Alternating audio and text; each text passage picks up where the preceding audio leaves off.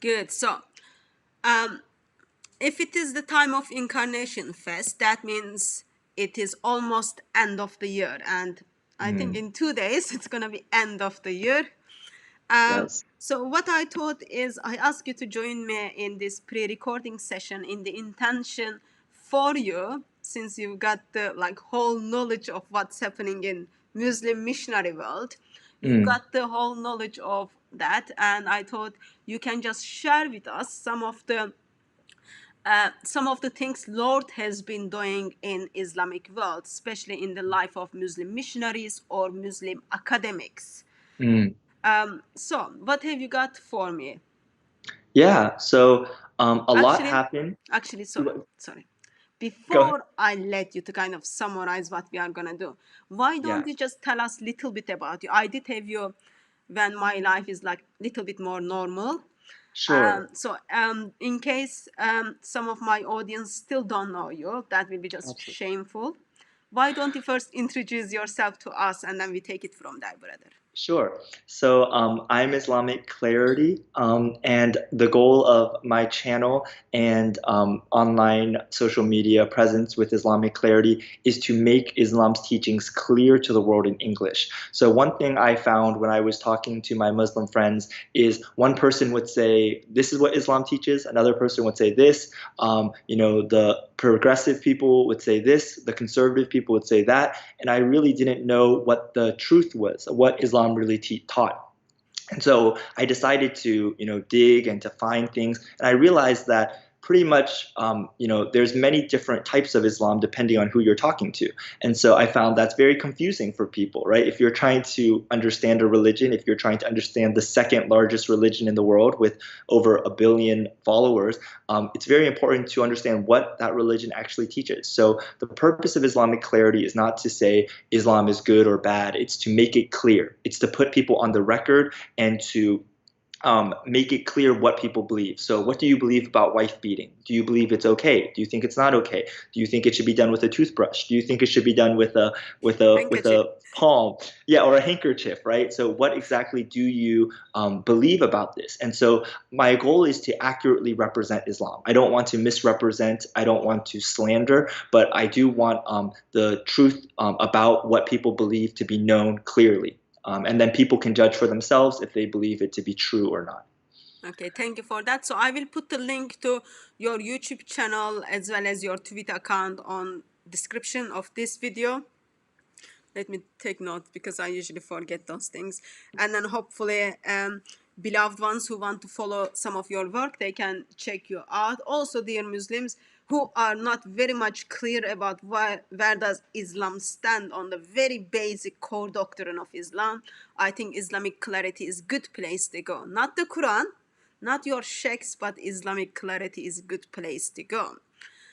So, through scripture, I have seen that how the Lord uses his enemies to bring glory to himself. He uses Antichrist today to bring glory to himself, his son, and his spirit. And I think overall my experience in 2020, I have seen how Lord used Muslims to destroy Islam and bring Muslim people to Christ.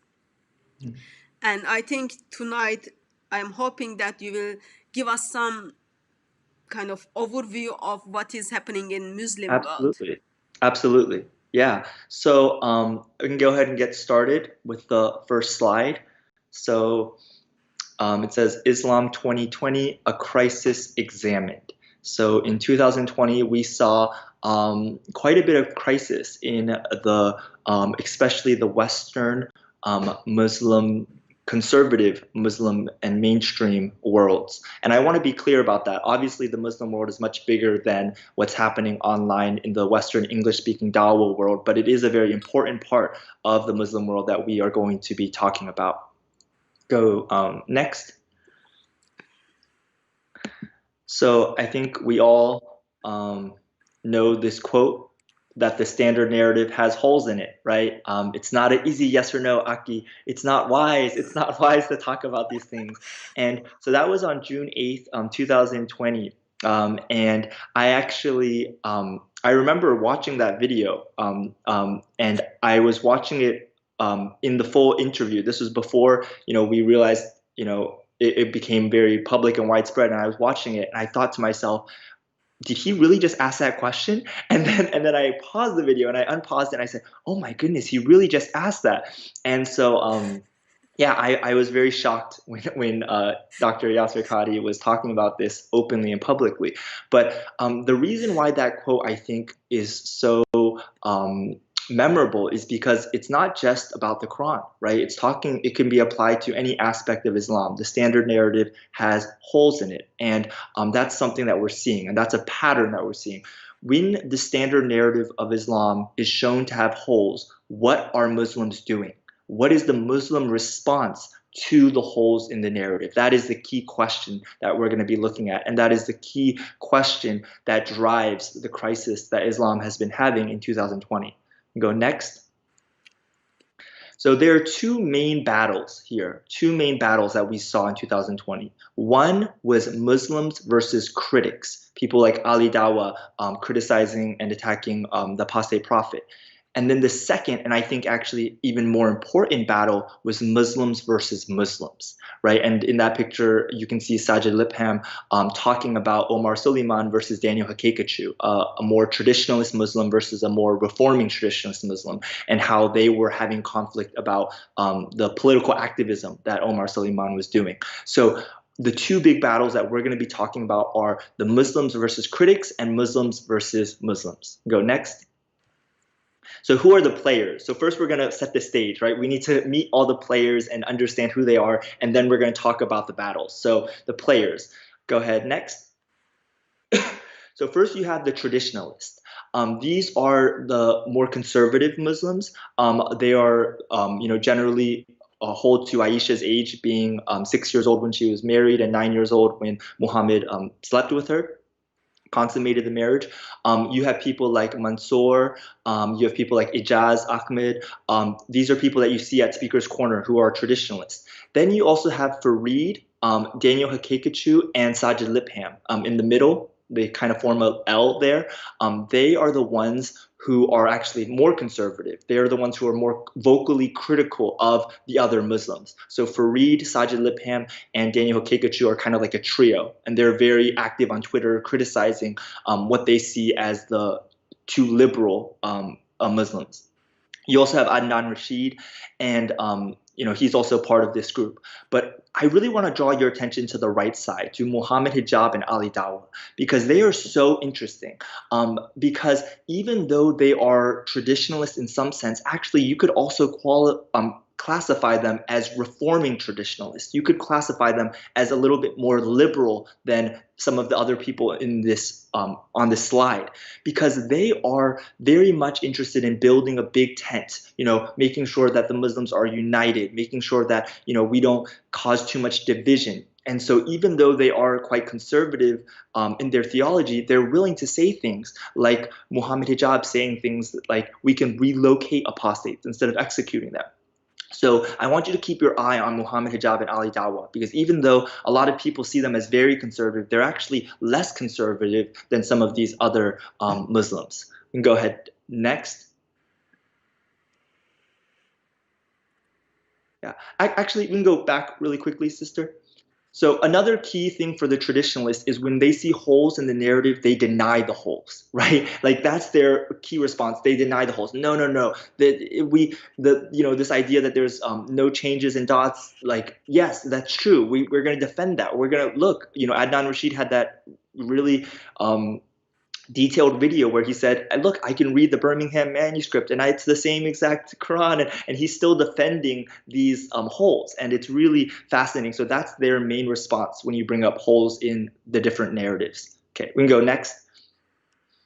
So next you have the reforming traditionalists. These are people who are trying to reconcile the narrative. They're saying, okay, yes, the standard narrative has holes, but we're trying to tweak it a little bit. We're going to try to adjust things. We're going to try not to lose our conservative doctrine, but we're also going to try to address the problems that people are bringing up. So these are people like Yasser Qadi, Jonathan Brown, Yaqeen Institute, the Muslim Student Association, ICNA. A lot of these big institutions and groups fall under this reforming traditionalist category. So these people also believe that Aisha was 9 years old, 6 years old, but their tone is very different. And on things like women coming to the mosque, they tend to be more progressive or humanist in a lot of ways. Go next. And then you have the modernists. These are people who are very proudly, saying we are trying to, update things. And I know I have Dr. Shabir Ali there, and he might not agree with that label. But as someone who is saying Aisha was not 6 or 9 years old and said, she might even be 18 or 17, much older than the Islamic tradition says, I put him under this category. And I think a big thing that distinguishes these modernists are, especially right now with the Quran, dynamic preservation. They're trying to rewrite the narrative. They're like, okay, the standard narrative does have holes in it, so we're going to write a new narrative to try to fill the holes and to give something new. And so you have Mufti Abu Layth, you have Dr. Hashmi, you have Dr. Dutton, and you have Dr. Shabir Ali. All of these people, a lot of the traditionalists would consider heretics. They would say these aren't even Muslims anymore. They're just heretics. They're just, kafir, basically, but kuffar.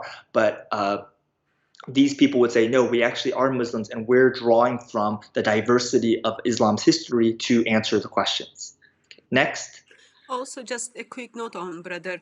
Shabir Ali made a statement that he doesn't believe all Sahih hadiths are Sahih. So therefore, yes, he will go under this category. Absolutely, absolutely. They're very much more open to, evaluating hadiths in different ways, saying, Bukhari, we don't want to worship Bukhari. We want to look at it in a more holistic method. Let's use reason to evaluate, kind of like the Mutazilites. So yeah. Okay, so then you have the critics, of course, and these are people who are pointing out the holes, right? They're the ones who are saying, well, this is a hole, and that's the hole, and look at this hole. And so you have people like Apostate Prophet and Abdullah Samir, who are coming from an ex-Muslim and atheist perspective, ex-Muslims of North America. Then you have Sneakers Corner Mel, who's doing amazing work looking at, different historical critiques of Islam. Well, did this historically happen? Is this narrative true historically? You have Dr. J. Smith and David Wood, and of course you, sister, and Colin, who are all, pointing out holes and are saying, well, look at this according to your sources. Well, look at this according to the facts. And that's pushing all of the other players that we saw to have to address the holes. Go next. And then, of course, you have scholars, right, who are just looking for facts. And of course, different scholars have their personal biases and agendas. I don't think anyone would deny that. Even as we look here, you see Muslims, we see Christians, we see non-religious people. But their premise is that they are looking for the facts. And so they are in organizations together, and they are trying to understand factually what happened and what the truth is about different narratives and different questions. And I think these scholars are really important because they're producing the academic work. They're doing this work that the critics are then using to point out holes. So the academics aren't as polemical. They're not as, they're not trying to disprove Islam, but the critics are then using this work to ask questions that Muslims might not want to ask. Okay, go next. So here we can see the first battle we're going to look at, okay? Muslims versus critics. What is going on in this battle? Go next. So here are some of the tactics that some Muslims have been using in 2020 to deal with critics, right? These are some of the strategies that some Muslims, I don't want to say all Muslims, but some Muslims have been using. So the first one is debates, right? Like we saw with Apostate Prophet and Muhammad Hijab. So they do public debates to talk about ideas and to try to prove one idea better. The second thing is doxing, right? So you see Dr. Yasser Qadi there publicly putting out information that he believed belonged to Islam Critiqued, so that people could have that private information, and then that could cause consequences, maybe inciting violence against him. So that's called doxing. And Dr. Yasser Qadi used that as a technique against one of Islam's critics. And then, of course, death. And in this picture, you see Samuel Paty and one of the victims of the Nice attack. These are people who were killed, slaughtered by Muslims, and they were slaughtered because of the Charlie Hebdo cartoons, right? And so basically, you see some Muslims, I want to emphasize, not all Muslims, but some Muslims using violence to respond to critics of Islam. And of course, even for you, Sister Hatun, what happened at Speaker's Corner was another example of violence. You can go next. So the main two weapons that some Muslims are using is Islamophobia and big tech censorship. So what are they saying? You criticizing Muhammad, you saying that Muhammad slept with a 9-year-old, that is Islamophobic, that's hate speech, that's bigotry, and we are going to silence you because we condemn hate speech that's intolerant and that's bad. And so they're using big tech like Facebook, like Twitter, like YouTube to say this is hate speech, this violates our community standards, and then they're silencing critics. So I think this is their most effective strategy, the most effective strategy of the Muslims right now. We can go next. And so now we're looking at what some of the critics are doing. So what are two of the main strategies the critics are using? I think they fall under two main categories. The first one is this is morally horrible. So they're looking at something in Islam, like Muhammad sleeping with a 9-year-old, and they're saying this is morally wrong. This is horrible. And they're appealing to that kind of feelings of like, yeah, this is disgusting morally, right? And then the second thing they're doing is appealing to facts. This is factually not true. And this is something that we've seen a lot with Quran Gate, where Muslims were claiming that the Quran has never been changed and it's the same by every dot and letter. And you can see, Dr. Shadi Nasser in his appendix has audio files where you hear people reading these variants that, were rejected by different scholars and how things have changed over time. And so that's just factually not true. So the two main things I see critics appealing to are feelings and facts. And I also want to be clear here, you do have moral facts, but I'm just trying to put it in general terms, appealing to people's feeling of disgust. Oh, wow, this is so horrible. How could Muhammad do that? How could a prophet do that? And also the historical facts. Wait, this didn't actually happen, or this, science doesn't actually work, or that historical claim about, Muhammad just doesn't add up. There's not evidence for it. And so those are the two main categories I see. And so the main argument here is free speech, right? We have the free speech, the freedom of expression to say these things, and the freedom to criticize ideologies and to criticize what one sees as a bad ideology. So that's the main argument that critics are using. Go next. And of course, it comes down to, in many ways, Islamophobia versus free speech. And we saw this with France. Even though this wasn't very big on the online, Dawa scene, this is huge for the world, right? The question of how France is going to deal with Islamic separatism, as President Macron called it, and how France, with one of the largest Muslim populations in Western Europe, is going to combat Islamism and Islamic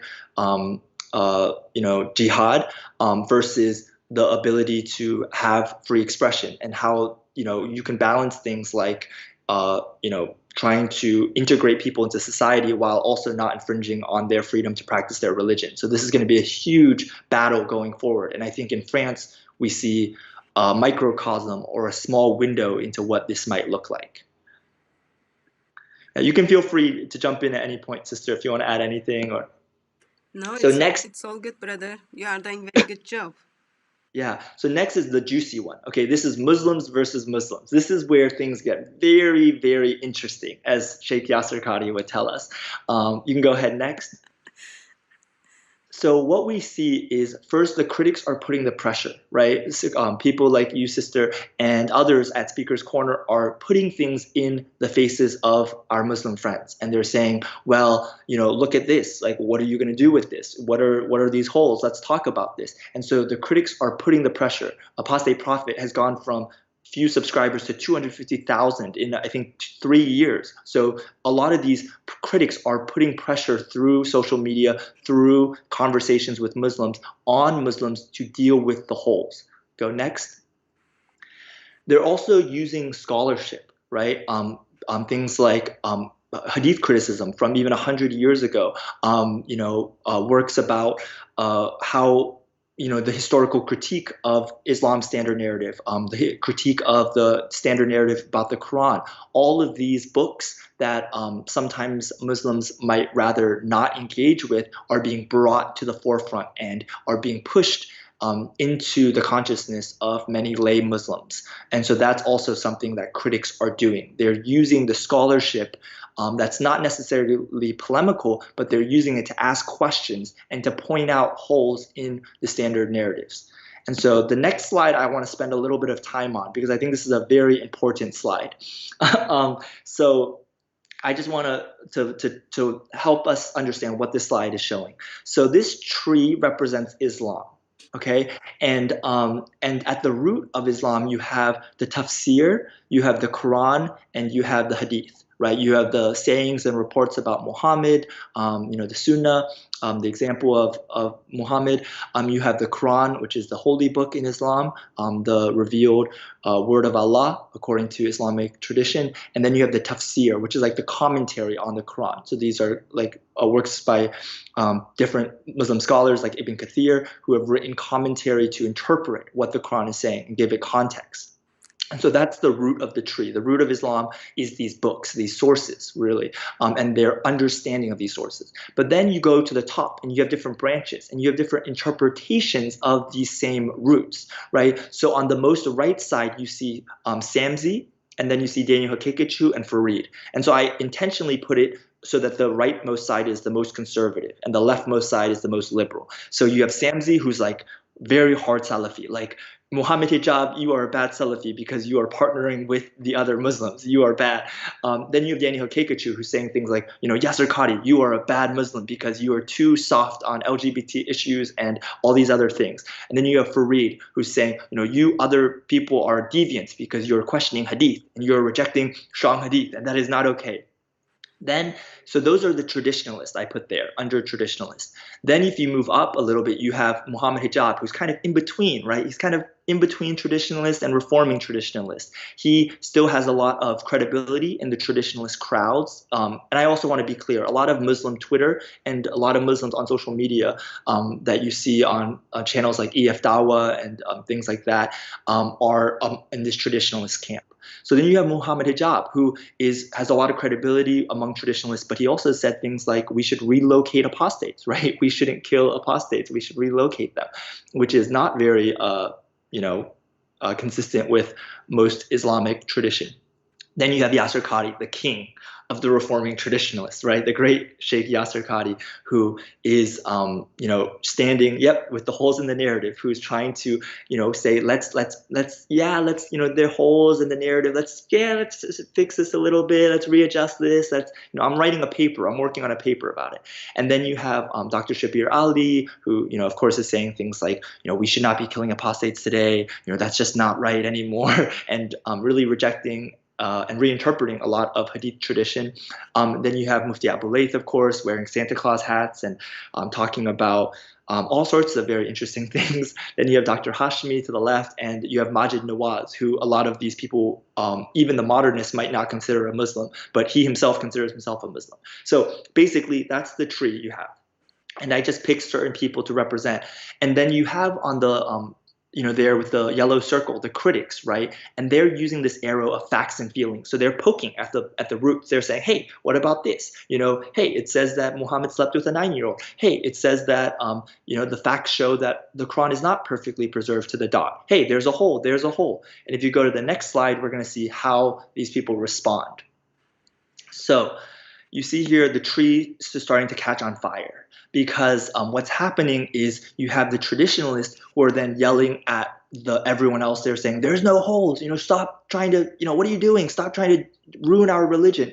Then you have the reforming traditionalists who are saying, hey, we're working on it. I'm writing a paper. Take my class. I can work, I can develop with you through these questions, and I can help you see how there's really, I can take you bit by bit to introduce you to the facts. And then you have Dr. Hashmi and some of the modernists saying, we're going to bite the bullet. We're working on a new narrative. We have to abandon the old narrative. It's unsustainable. It's not good. It's not working anymore. We need to have a new narrative. And then the critics, of course, are saying, well, there's another hole. There's another hole. And the whole tree is really catching on fire, not because of the critics per se, but because of the infighting among the different Muslims and how the Muslims are, attacking each other, really. Yeah. Do you want to add anything to that? I know this, you probably have a lot of. This is a sensitive topic these days, but I Yes. think it all goes back to, yes, there is a fire and it's like causing lots of division in Muslim community. Yes. But those stupid claims which Muslims are making publicly, stating, oh, Quran has been perfectly preserved, there is no holes in it. It can all be fixed by simply Muslims saying, yes, for centuries we lie to our ummah. For centuries we teach people that Quran has been perfectly preserved, but deep down we knew, no, there are problems, but we couldn't fix it. Therefore we decided to hide from you. Here's the facts. Right. And then it will be all like from that moment, I'm not going to push that anymore, because you just told everyone, yes, you lie to people, and there are problems in the Quran. Quran hasn't been perfectly preserved. And then conversation will finish, but because they are pushing by, oh, no holes there, I am working on it, no holes, it's just putting more holes in it.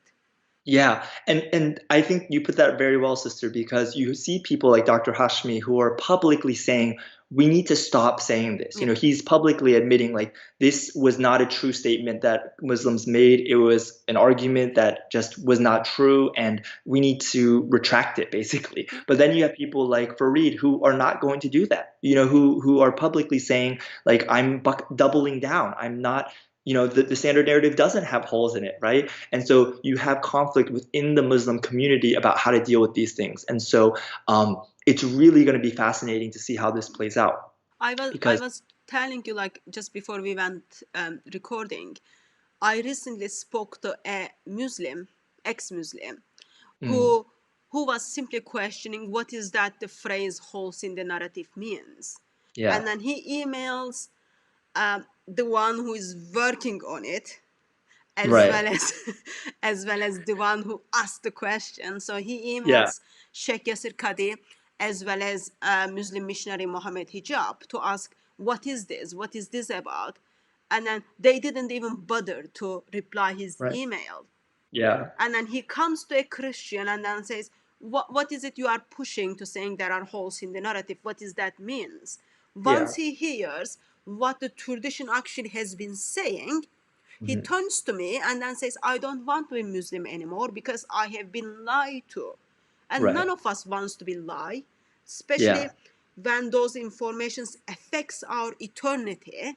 Right. We want to make sure we do our best to be on the right path, because eternity is not like 3 hours or 21 hours in jail. Eternity is like eternity.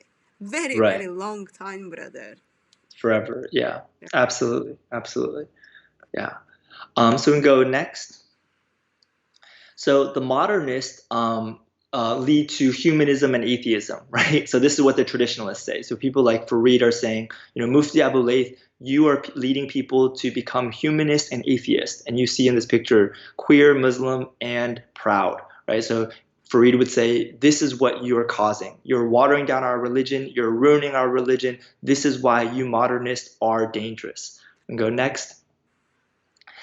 Then, of course, the modernists are saying, you traditionalists are full of holes. You traditionalists are making false claims that can't be defended. You're making us a laughing stock. You're saying things like, the Quran has been perfectly preserved down to the dot and letter, and that's just factually untrue. And now we're getting destroyed, and people are leaving Islam because of you guys, because you guys have made these false claims, and you're the problem, not us modernists. We're trying to, adapt to reality, adapt to the facts, but you guys are the ones who are holding us back. And then we go next. And then you have the reforming traditionalists who make everybody angry, right? So you have Dr. Yasser Qadi, who, the traditionalists are attacking him. Hey, he's becoming a modernist. He's deforming our religion. And then you have the modernists who are attacking him. He's not going far enough. He's just being wishy-washy. He's not actually, necessarily coming out with something. He's backtracking on what he said. So they get criticized from all sides. And I think they especially get criticized by the traditionalists because these people are harder to label as deviant, right? It's easy to label Mufti Abu Layth as deviant from Farid's perspective, right? He's wearing Santa Claus outfits. Like, this is, what is he doing? But for Yasser Qadi, he's much closer to orthodoxy from Farid's perspective. So it's much harder to out him. And that's why you saw the holes in the narrative interview be so explosive. When Dr. Shabir Ali said something very similar, very recently too, it didn't matter. No one cared. Dr. Shabir Ali, he doesn't even believe in killing apostates. But Sheikh Yasser Qadi, oh my goodness, like Sheikh Yasser Qadi, he believes in Aisha and he believes in all the things that we do. But look here. Now he's saying this, and so that's why Sheikh Yasser Qadi is such an important person for Islamic clarity. And he's going to continue to be such an important person, not just here, because he is trying to bridge these two worlds. He's trying to bring a balanced Islam for the 21st century. He's trying to bring the best of Western critical thinking and Eastern devotion. He said that on the record. That's one of his goals. And so because he's trying to do that, he's going to continue to do these things that are going to make the traditionalists very angry and also make the modernists maybe feel like, hey, that's all you can do? Come on, like we need to move faster. So there's going to be a lot of tension here. Can I ask a practical question Yes, absolutely. regarding your slide?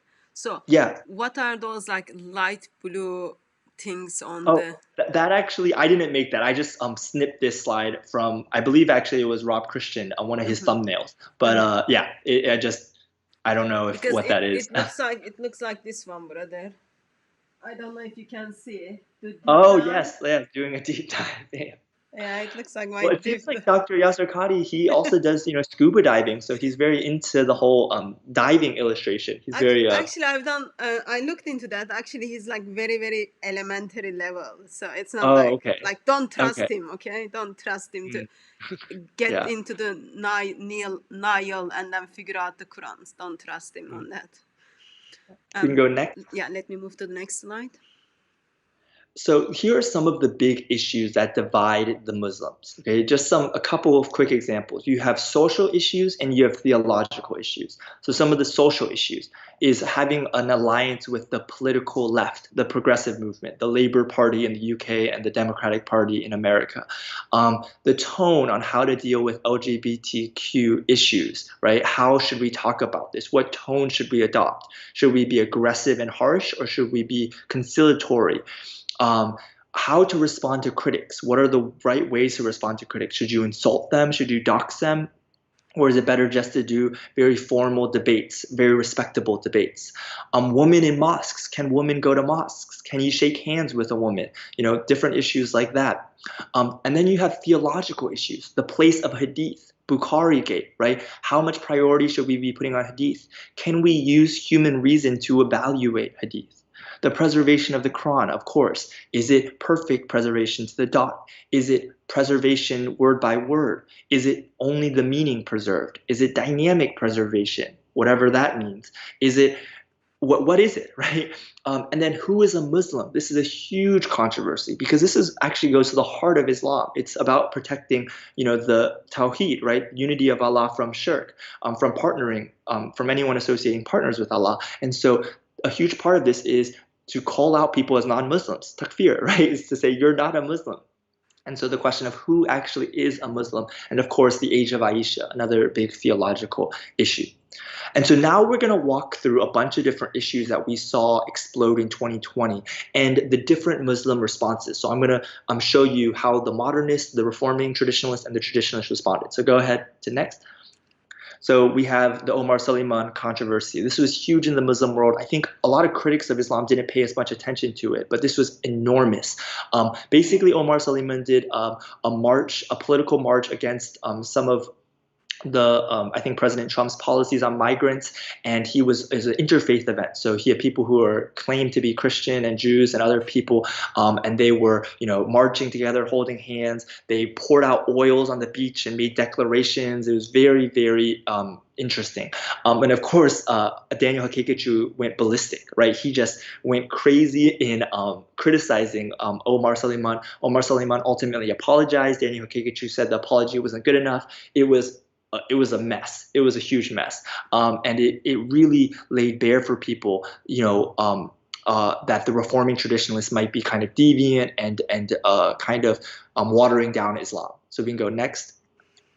So we can call this kafir date, right? Because they didn't call Omar Suleiman a kafir, but they said the actions he participated in were the actions of the kuffar. I want to be clear about that. So, you had the modernists, like Mufti Abulay said, relax everyone, you guys are all like getting too excited. Then you had Yasser Qadhi, who said he apologized, you neophyte, excuse me, I want to make sure I use the right word. He said, you people are, you haven't studied a lot. You're very ignorant, but you're very zealous, and you guys need to calm down, right? He compared Daniel Haqiqatjou's style to those of the fake iPhones, right? He had a lot of strong words.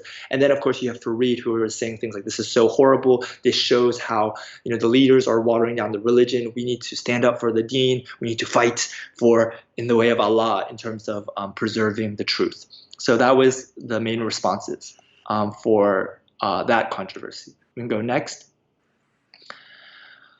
Then we had Bukhari Gate, right? This, of course, was not didn't come out in 2020, but we saw some of it flaring up in 2020. And of course, it's basically Mufti Abdul Layth saying, you shouldn't worship Bukhari. You shouldn't treat Bukhari like it's the same as the Quran. And a lot of Salafis do this. And so Mufti Abdul Layth was criticizing them. And he actually was saying things like, you guys are actually insulting the honor of Muhammad. You say I insult Muhammad by wearing a Santa Claus hat. Well, you actually insult Muhammad because you say that he slept with a child and he did child abuse. So under your theology, Muhammad is a child abuser. You're the one who is slandering the name of our great prophet. And so you see this huge conflict about the place of hadith like Bukhari. You go next. And so, of course, Mufti Abul Layth saying, stop worshiping Bukhari. You had Yasser Qadhi saying, she was 9. We have to admit that. We can't get away from that. And then you have excuse me. I was looking at the wrong slide. You have Yasser Qadhi saying things like, take my class, take my class. I'll work through it with you. I'll help you understand the nuances, how to think critically about these things, but also think within the red lines. And then, of course, you have Fareed say, you follow your feelings, you deviants, you're just humanists. You guys are basically following your feelings. You have no standards by which to judge the hadith. And I think Fareed does have some, valid points in what he's saying. And then, of course, we can go next. Another controversy happening constantly is Aisha's age, right? So, you have Yasser Qadhi saying, stop lying about Aisha's age. And again, I'm not sure if this was in 2020, but this controversy is constantly coming up in different ways. We can go next. So Mufti Abul Layth says, she's older, maybe like even 18 or something. Yasser Qadhi saying she's 9. We have to admit that. She was happy. She herself didn't complain. Why are we trying to complain? And then Fareed saying, yes, she was 9. Exactly. Being very, very dogmatic about the hadith as he is. We can go next. I just struggle to understand why would a man, especially who is potentially to have daughters, is so proud of their examples to have a sex with 9-year-old child, and then says, yes, we should be very proud of saying she was 9. I find that's very disturbing actually, but nothing surprising in the world of Islam. So next we have trans hijabi gate. So this was a trans hijabi that Muhammad Hijab hosted on his podcast, and they had a conversation. And basically, Muhammad Hijab was trying to convince his guest that this is wrong, right? That this is wrong according to Islam. But this was a huge controversy. If you go next.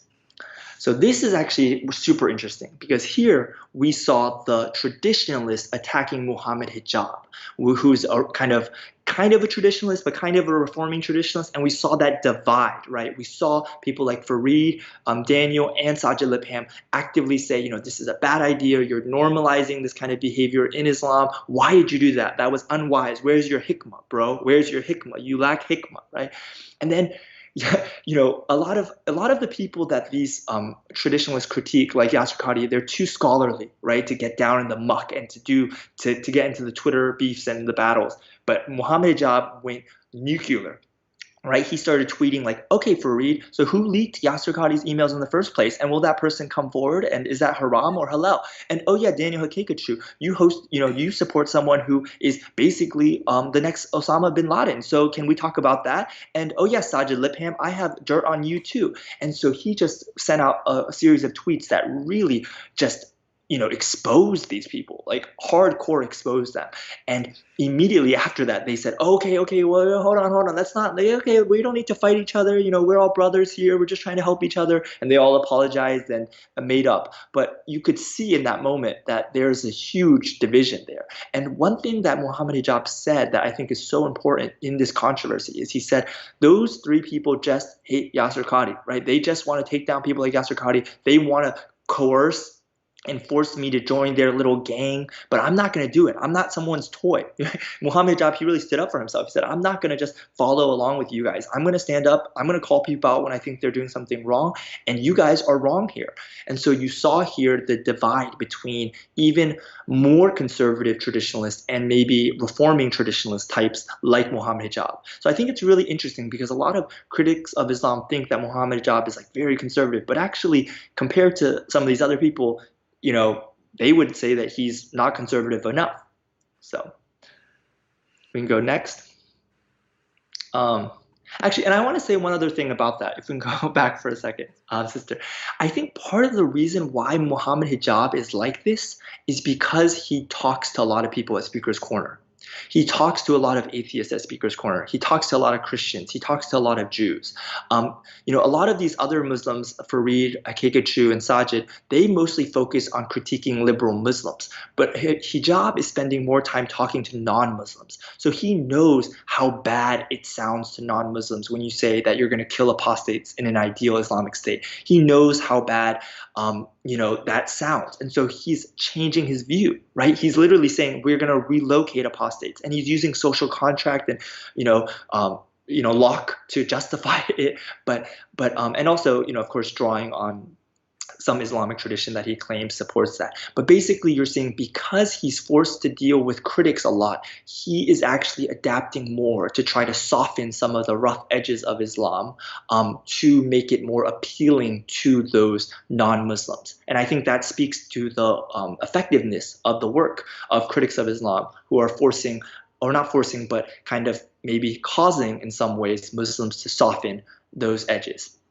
You can go next. Since he had a debate with David Wood, and in his debate where he expressed that Allah prays for Muhammad, since then he hasn't been at Speaker's Corner that often because he knows he's accountable for what he said. Therefore, it is easier to just stay back, and then deal with, make kind of argument to go away if you don't talk about it. So that's what I think is so wonderful.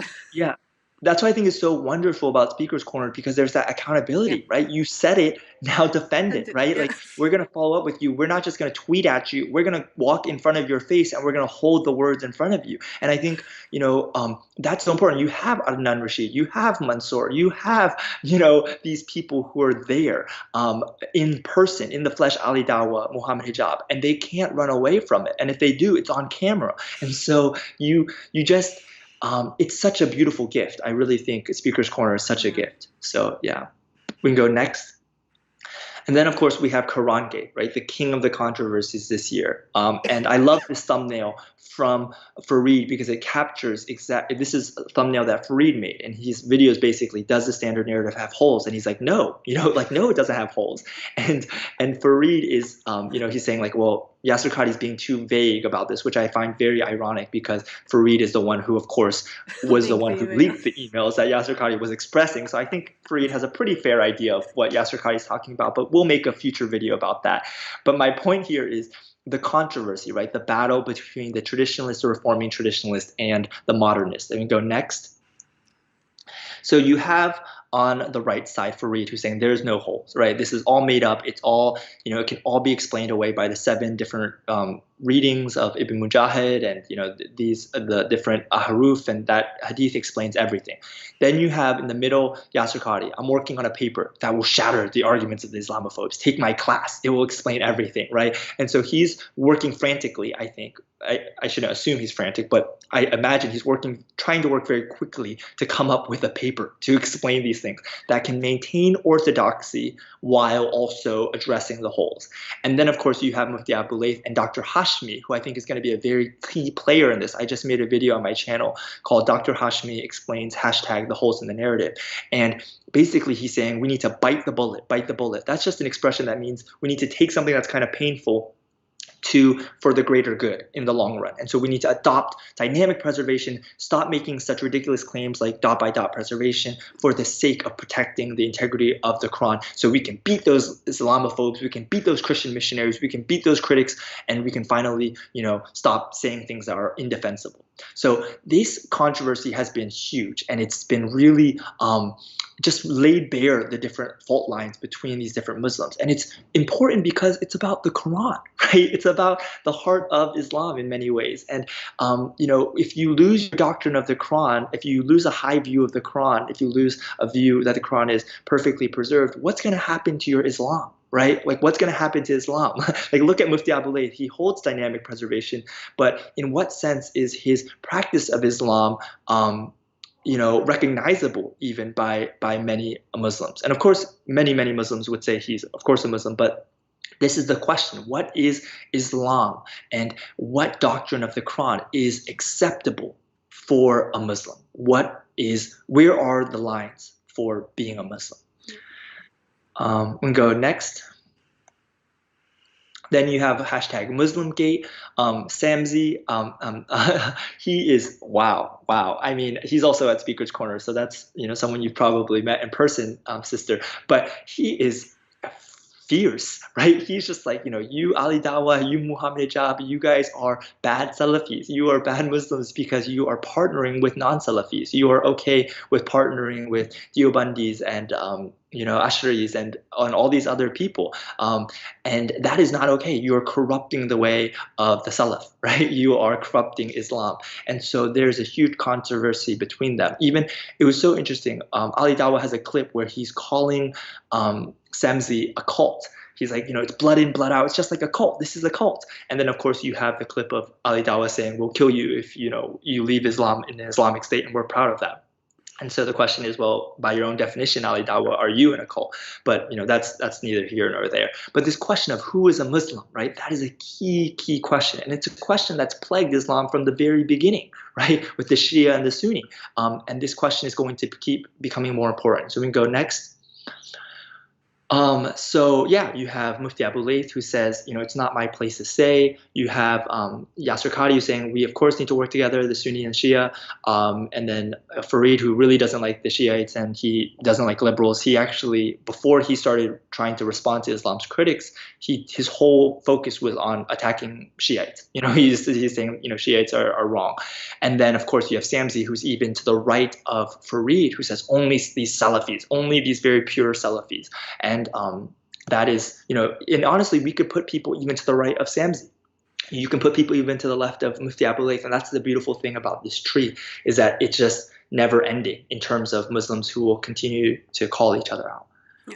In many Muslim countries, even like in Turkey, we grew up with the idea you are defined as a Muslim if you are following the Quran and if you are following the Sunnah. That's all.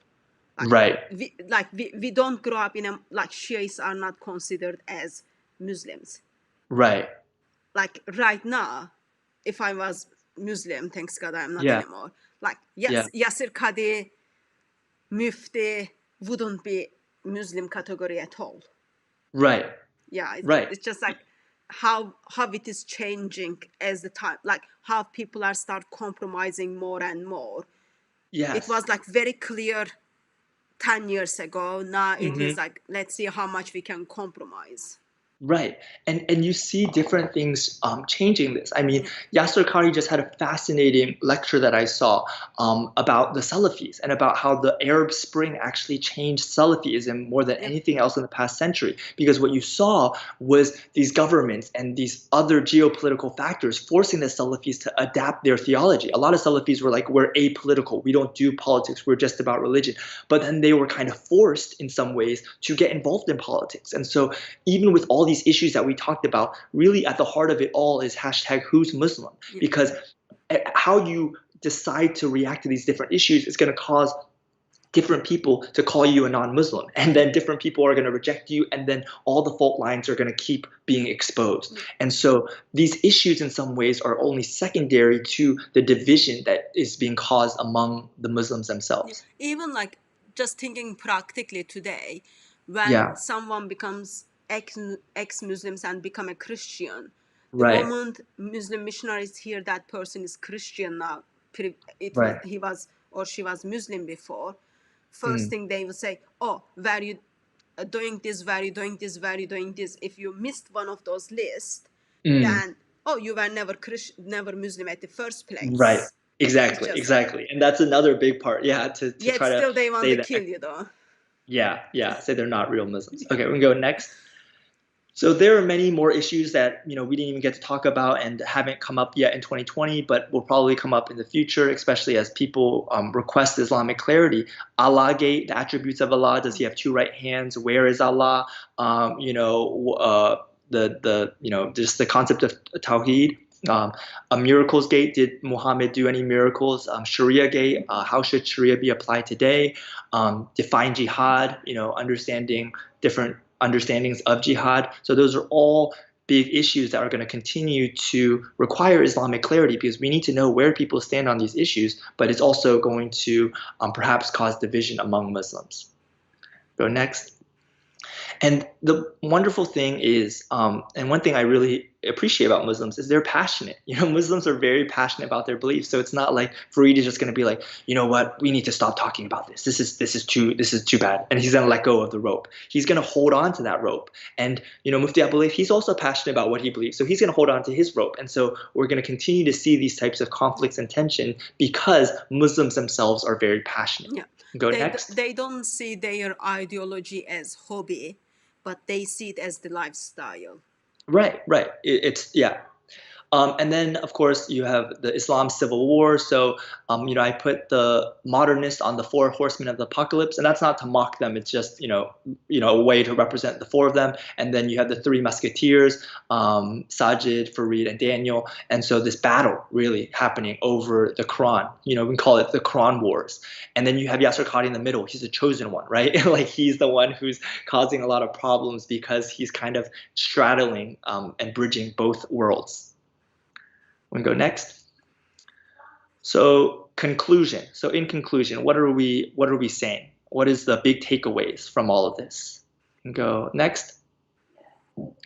I think it's really important to love people and clarify ideas. And if you're a critic, you can criticize ideas, but loving people and if you have any critique or anything negative to say, focusing that on ideas and not people. And I think that's really important when we talk about anti-Muslim bigotry, which is obviously not good and wrong, versus Islamophobia, right? Well, Islamophobia, if someone is critiquing, Islam as an ideology, well, isn't that free expression? But obviously, you don't want to, speak discrimination act in, discriminate against Muslims or have anti-Muslim bigotry, right? So obviously, those lines are going to need to be defined, and it's going to be a big debate. But I think a big thing that people should do is to love people, right? Like I personally love Muslims a lot, and I know that you do as well, Sister Hatun. So to love people and to focus any criticism on ideas. I think next. You do love them enough to tell them the ideology they follow has holes in it, and you Mm, love them enough to tell them actually there is an alternative way that is bridge is already been built by the Son of the Father for you to walk through that bridge. So you love them enough to be truthful to them, Right. and you love them enough to tell them there are holes in their ideologies, and that is absolutely okay, because they do Yeah. the same thing to us. Yeah, and speaking the truth is the most loving thing you can do. So, yeah. Next. So here we have is the website that I am working on. So in America, we have something called voter guides. I don't know in the UK if you have that. But basically it's websites where you have the two candidates and all the issues and where they stand on the issues. And you have quotes from the candidates, so you can see as a voter exactly where they stand.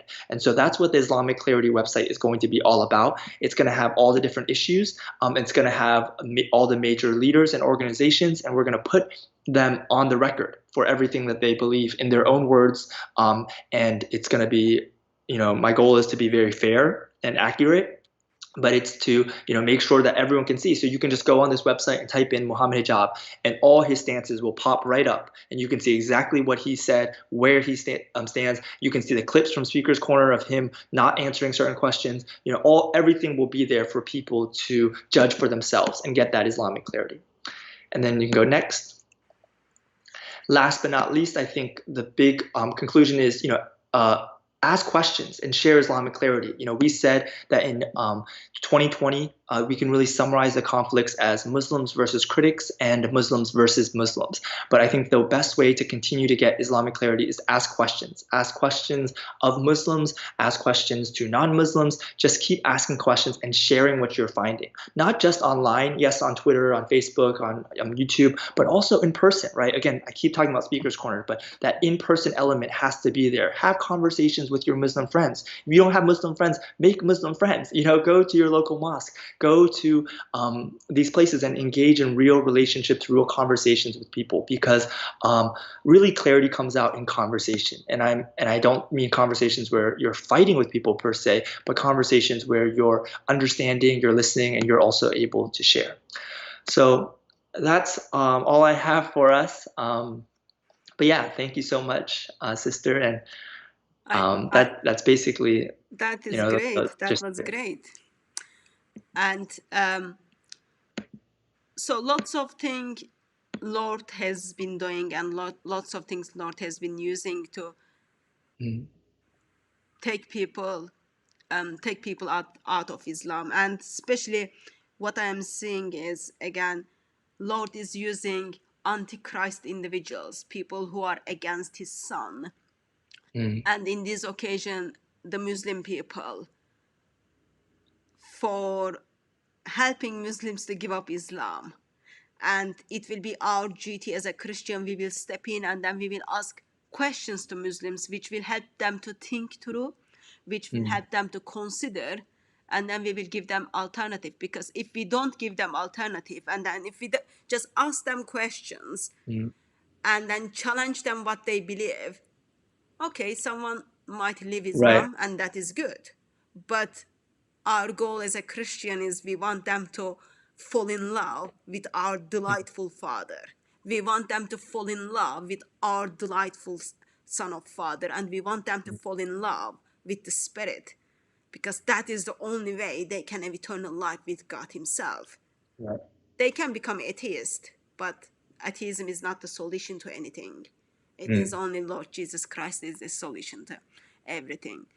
And I think we showed approximate 43 slides tonight. Yeah. I don't know, don't take it in a wrong way, but brother, like, your slides are just so beautiful. Oh, thank you. And also you are like this, like when people look at you, they would see, oh, he's like very kind, very gentle, but you are just like to the point. That is something I think I need to learn some, and probably some of the beloved ones needs to learn some, because the way depend where you are using. Of course, you will never survive at Speaker's Corner with this like nice kind. Right, of course.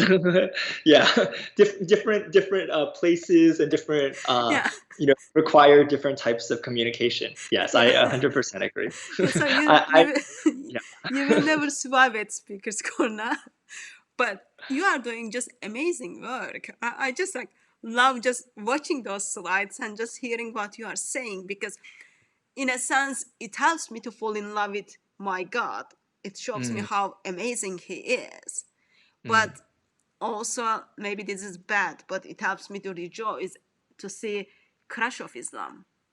mm. That might be wrong to say, but yeah. Well, I think what you said is so true. I mean, like I didn't talk about it a lot in these slides, but all these different conflicts are leading a lot of people to leave Islam. That's Yeah, true. And I think especially with Quran Gate, you saw that. yeah, And like you said, the question is, like what will they do after that? And that's a very important question. yeah, But in Islamic clarity, just focusing on, it's so interesting that when people get that clarity, sometimes they move from more traditionalist to more modernist. yeah, Sometimes they move from more modernist to leave. Sometimes they move from traditionalist directly to leave. And so you see all sorts of responses from Muslims, and that in many ways is going to continue to shape the critics of Islam, because right now what we're seeing is you're seeing ex-Muslims who aren't necessarily politically conservative. So often it's been the conservatives, like the Conservative Party in the UK, I think the Tories, right, yeah. and the Republicans, more politically conservative people who have been critical of Islam and of jihad. But what you're seeing now is people who are liberal, progressive people, like ex-Muslims in North America and these groups that are also being critical. So yeah, basically all that to say, you're right. People are leaving because of this, and when they're seeing these conflicts, like the email that you got, they're realizing that some of their leaders don't have answers to some Yeah. of these holes, and that's very, very concerning for them. I know like easily over 40 ex-Muslims, new beloved ones, just because of the holes in the Quran. Just like over Wow, 40 easily. wow, And wow, that's like since August. wow. So, brother, you expressed that website is coming. When is that? So much to do. So I'm working on it. I'm just one person, so it might take a little bit of time, but I'm working on it. Actually, one thing that the beloveds can do to help me is to keep sending me videos that they find that are interesting. That's actually been one of the things that's helped me the most, is when people just under a comment on my video, they just say, "Hey, you might want to check this video out. It's about this." And even if you can put the time where it's interesting, that is very helpful, because that helps me just to find different things that people are saying that can bring some Islamic clarity. But I'm working on the website. I'm also working right now on trying to make the holes very simple for people to understand. I'm going through Dr. Shadi Nasser's book and trying to make that very clear and simple for people, so they can talk about the holes in a easy to understand way with their Muslim friends, and Yeah. also for Muslims. But yeah, so those are just some of the things. 2021, hopefully we can get a lot done. But yeah, I want to say too, Sister Hatun, like I really appreciate all that you're doing at Speaker's Corner in terms of getting Islamic clarity. I know it's people have It is my said, duty as a Christian, so no need, no need. yeah. So you didn't give me deadline, brother. What is your deadline for the website? Sister, you're pushing me. You're It's like pushing me. I It's just not want to see why. it before I die, so you need to I just like get so on with it. yeah. I'll try.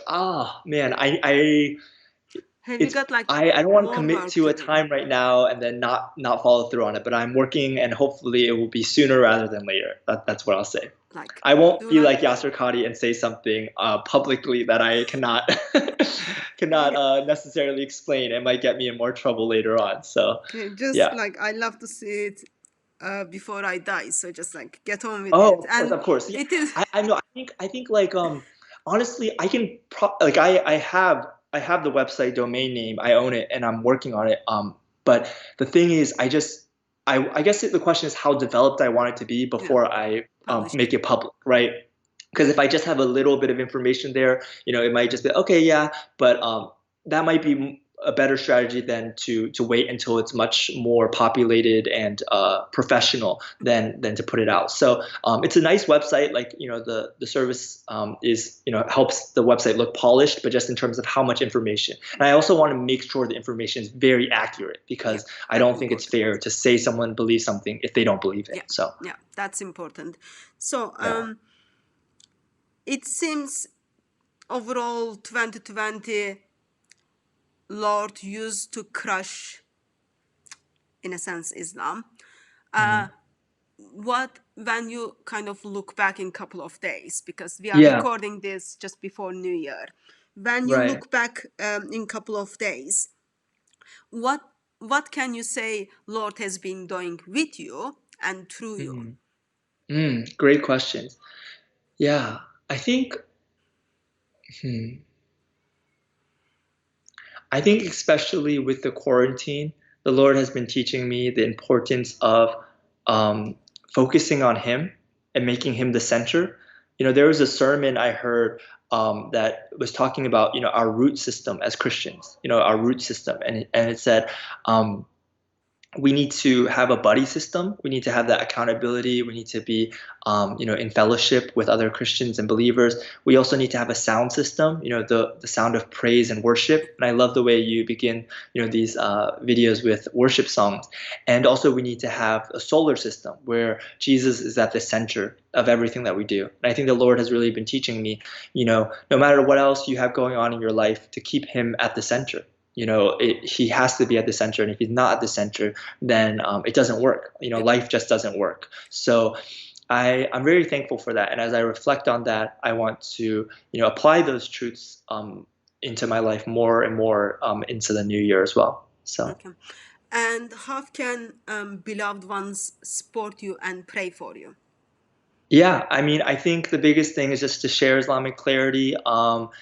You can be, yeah, just sharing the videos, sharing the hashtags. I know the hashtags might seem kind of like childish, but I think it really helps people to follow the conversation online.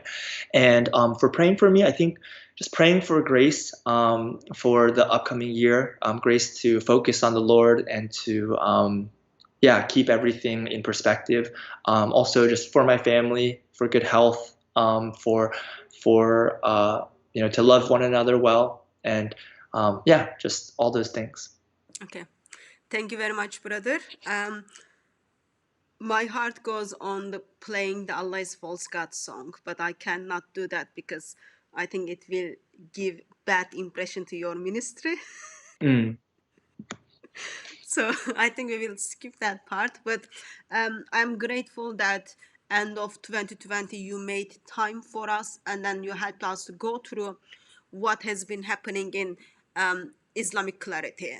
And yeah. there are some materials probably I do hope that some of us never heard it, and we are longing to learn it and use it in our evangelism, because Mm, yes, there are fights within Islamic community. Yes, there are fights between Islams and critic of Islam, but our goal is bring everyone and all to Lord Jesus Christ. mm, And it will be the same, like if there is a Christianity clarity, it will be the right. same thing, like people will put together where DCCI stands on this, what DCCI Mm, said versus where Islam clarity stand, and that will be the like right. same in-house discussions.